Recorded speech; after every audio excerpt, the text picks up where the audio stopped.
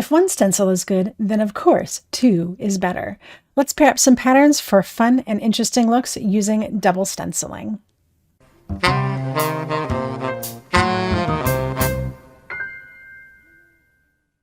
Every technique video is narrated live while I'm doing the technique, so you're getting a real-time view of how the whole process works. Pull out the supplies I'm using and create right along with me, pausing as you need. Before we get started, don't forget to like this video and subscribe to my channel. I appreciate it. Double stenciling is truly as easy as it sounds. We're going to take one stencil and stack it on top of another stencil to create a unique look. The key is picking the right stencil for the job. So in my one hand here, I have a whole bunch of stencils that have smaller, more intricate detail and pattern. These are the ones that are going to create the pattern that goes into our other stencil. So for instance, if I took this stencil here with all of these beautiful patterned dots, I could pair them with the Poppy Bloom stencil here. And let's see what kind of look we would get. We would have this really cool dotted pattern within the flower. So I can go through and find all sorts of stencils that have large spaces that would accommodate some of these smaller patterns. And this is how I get successful looks every time when I'm trying to do a double stencil technique. For my first example, I'm going to show you how you can use a stencil as kind of a mask in order to create a really cool look. So I have this flower stencil here, and I'm going to put this one down first. So let's go ahead and tack that in place with some tape here. All right, so this isn't going to move the entire time. We want to get a really cool pattern going on here. And we want it to be continuous, so I want to have this floral look going the whole way through. So I'm going to achieve that by using this cool striped stencil. I'm going to put it right on top. And as you can see, what it's going to do is mask out some of our flowers so that when I run my color over it, I'm only going to get stripes. So I have us zoomed in here, and you can see how the stripes are going to work out. It's going to be a pretty cool look. So I'm going to just start off with a fun pink color. And it's going to blend like normal. So when I go over this, basically the stripe stencil is going to mask off some of those flowers and create a really cool look.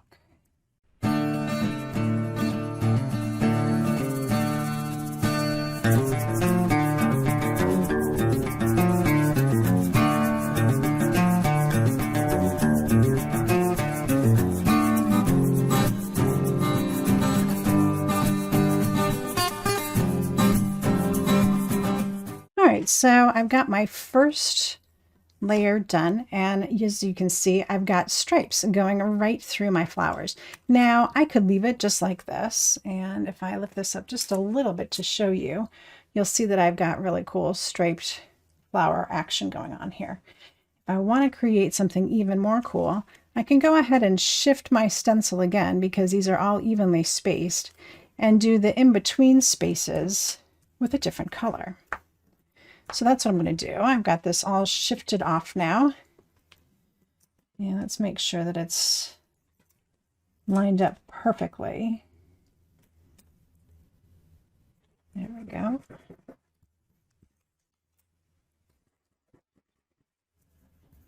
And then I'm going to do a second color, and this time I'll do the Salvaged Patina. And we'll fill in the opposite space, and when I pull it apart, you'll see exactly what we get.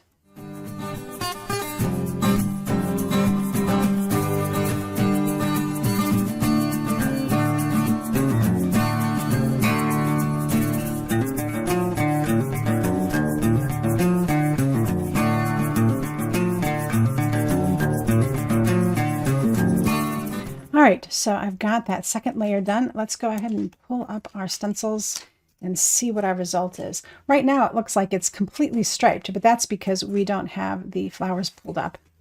When I pull this up, now what you've got is a really, really fun pattern with just beautiful alternating colors banded through this beautiful stencil. For my second example, we're going to do something slightly different, and this is where color theory comes into play. So for my first layer, I've got this triangular stencil put down, and I'm going to go over the whole thing with this shade of blue.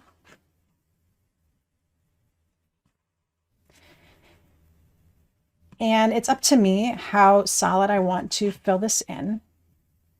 I can leave it kind of light colored. I can really intensify the color. However I want to do it is fine. So I'm just going to kind of get a nice medium blend here. I'm going to let it pull up against some of those edges because I think that looks really cool. So there we go. We've got a first layer in place. And it's that beautiful blue. And it's a nice solid layer. So if we think about color theory, blue and pink together will make purple. So when I put my second stencil over and put this in place, what I'm actually going to do is create a beautiful color blend between the pink and the blue. And we won't ever see pink anywhere. This is actually going to turn purple. And we'll have some purple flowers scattered through the blue triangles.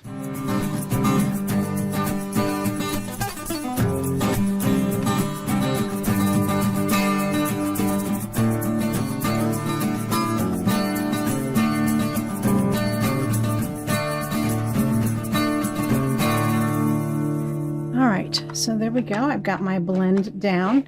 Now, if you aren't sure how your colors are going to work together, I recommend that you blend them one on top of each other on a piece of scratch paper first to make sure you know what color you're going to get, and so you don't end up with a brown muddy mess. All right, so let's reveal the results here. As you can see, this is starting to come together really amazing. I haven't even pulled off the bottom stencil yet, and I know it's going to look really cool. So here we go. And there it is. Absolutely gorgeous. And so super easy. If you loved stencils before, you're going to love them even more now that you can mix them together and create some amazing looks with them, just simply stacked together. I hope you enjoyed this technique and you add it into your toolbox sometime soon. When you give it a try, share it out on Instagram and tag me at Nicole Creates. I always love to see what your creative mind is thinking. Thank you so much for spending a little time with me today. And until next time, happy crafting.